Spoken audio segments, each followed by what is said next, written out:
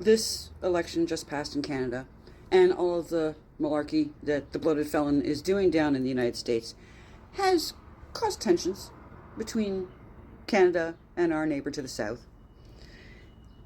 Michigan and Ontario have always been considered much closer.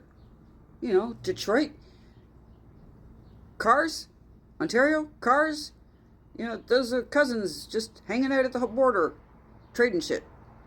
But apparently, the animosity towards Canada has bled into other subjects. Because Michigan is planning on culling by netting and gassing Canada geese.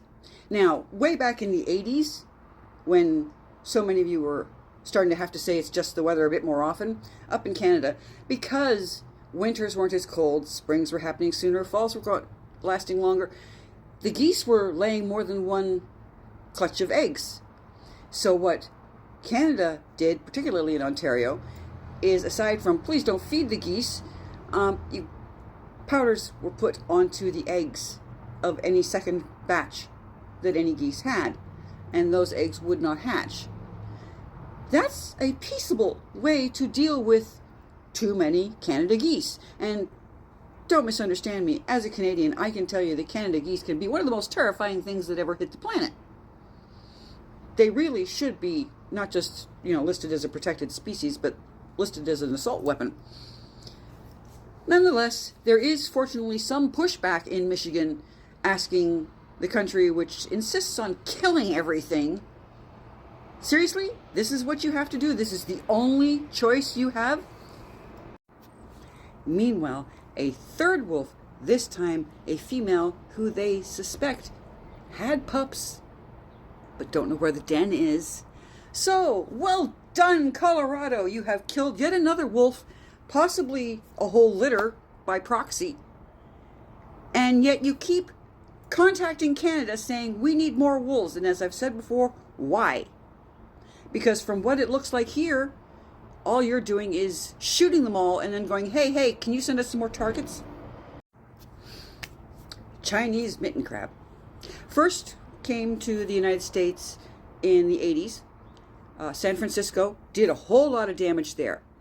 Now they're being seen in the Pacific Northwest.